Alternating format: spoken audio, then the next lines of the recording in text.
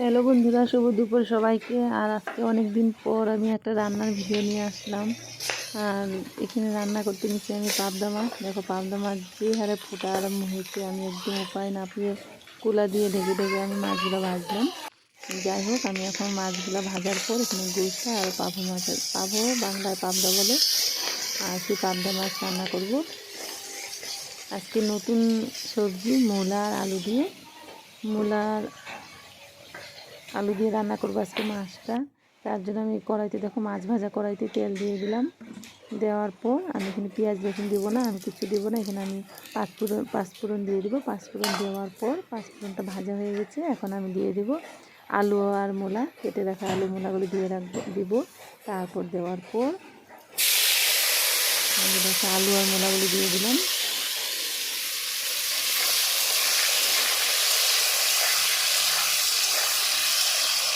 চৌকাতে রান্না করলে আর এগুলো সিজনের সবজি, আগে কত সুন্দর রান্না করতো মা, ভালো লাগতো। আগে সিজনের খাওয়াগুলো খেতে কত স্বাদ লাগতো। এখন তো সব কিছু সার, আর এই চৌকাতে রান্না কত ভালো লাগে। আগের দিনের কথাগুলো আমরা সব পেয়েছি, আগের দিনে সব কিছু, তারপরে আমাদের মনে পড়ে। কিন্তু এখন তো ছেলেমেয়েরা দেখেই না উনুন, সব তো গ্যাসেই সব কিছু করা হয়। কিন্তু আমি এটা রাখলাম। এটা আমি আমার আগের থেকে আমার একটা চৌকা থাকে, আমি সবসময় রান্না না করলে চৌকা থাকে। তারপর দেখো আমি হলুদ লবণ দিয়ে মূলা আর আলুটা ভাজার পর আমি দিয়ে দিলাম মশলা, আর মশলাটা এখন ভাজবো।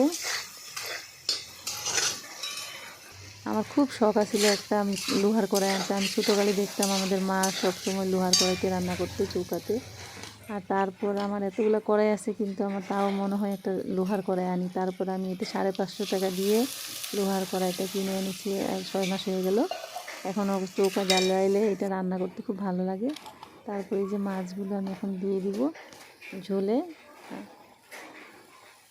কেন মূলাতে বেশি ঝোল দিলে ভালো লাগে না, অল্প ঝোল দিয়েছি, তারপরে শুকিয়ে যাব, তার জন্য মাছগুলো দিয়ে দিলাম।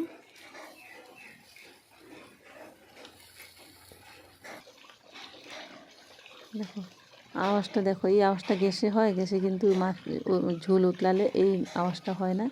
আর এই আওয়াজটা শুধু চৌকাতে হয়, তার জন্য সবাই বলে চৌকা রান্না খেতে স্বাদ।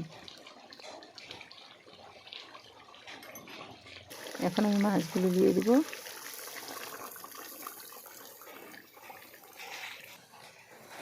মাছগুলো দিয়ে দিছি। এখন আমি সবজিটা নামিয়ে ফেলবো।